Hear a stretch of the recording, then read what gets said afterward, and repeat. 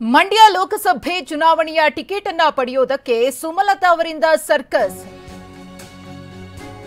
ಶತಾಯ ಗತಾಯ ಮಂಡ್ಯದಿಂದಲೇ ಕಣಕ್ಕಿಳಿಬೇಕು ಅಂತ ಹೇಳಿ ಸುಮಲತಾ ಅಂಬರೀಶ್ ಅವರು ಪಣ ತೊಟ್ಟಿದ್ದಾರೆ. ಆ ನಿಟ್ಟಿನಲ್ಲಿ ಅವರ ಸರ್ಕಸ್ ಮುಂದುವರೆದಿದೆ. ಟಿಕೆಟ್ ಅನ್ನು ಪಡೆಯೋದಕ್ಕೆ ಕೆಲವೇ ಕ್ಷಣಗಳಲ್ಲಿ ಸುಮಲತಾ ಅವರ ನಿವಾಸದಲ್ಲಿ ಮಹತ್ವದ ಸಭೆ.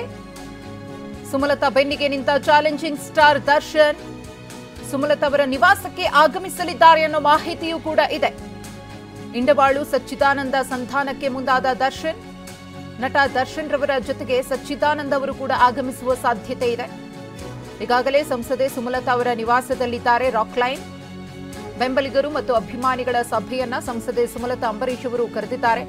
ಭಾರೀ ಕುತೂಹಲವನ್ನ ಮೂಡಿಸಿದೆ ಸುಮಲತಾ ಅವರ ನಡೆ. 8 ವಿಧಾನಸಭಾ ಕ್ಷೇತ್ರದ ಪ್ರಮುಖ ಮುಖಂಡರು ಕೂಡ ಈ ಸಭೆಯಲ್ಲಿ ಭಾಗಿಯಾಗ್ತಿದ್ದಾರೆ.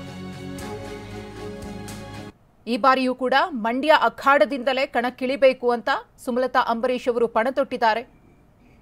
ಆ ನಿಟ್ಟಿನಲ್ಲಿ ಕಳೆದ ಕೆಲ ದಿನಗಳಿಂದ ದೊಡ್ಡ ಮಟ್ಟದಲ್ಲೇ ಅವರು ಲಾಭಿಯನ್ನ ನಡೆಸ್ತಾ ಇದ್ದಾರೆ. ಈ ಬಾರಿಯ ಲೋಕಸಭೆ ಚುನಾವಣೆಯಲ್ಲಿ ಬಿಜೆಪಿ ಮತ್ತು ಜೆಡಿಎಸ್ ಮೈತ್ರಿಯನ್ನ ಮಾಡಿಕೊಂಡು ಚುನಾವಣೆಯನ್ನ ಎದುರಿಸುವುದಕ್ಕೆ ಮುಂದಾಗಿದ್ದಾರೆ. ಹಾಗಾಗಿ ಮಂಡ್ಯ ಕ್ಷೇತ್ರವನ್ನ ಜೆಡಿಎಸ್ಗೆ ಬಿಟ್ಕೊಡ್ಬೇಕು ಅನ್ನೋ ಮಾತುಗಳು ಕೂಡ ಕೇಳಿಬರ್ತಾ ಇದೆ. ಆ ನಿಟ್ಟಿನಲ್ಲಿ ಜೆಡಿಎಸ್ ನಾಯಕರು ಕೂಡ ಸಾಕಷ್ಟು ಕಸರತ್ತನ್ನ ನಡೆಸ್ತಾ ಇದ್ದಾರೆ.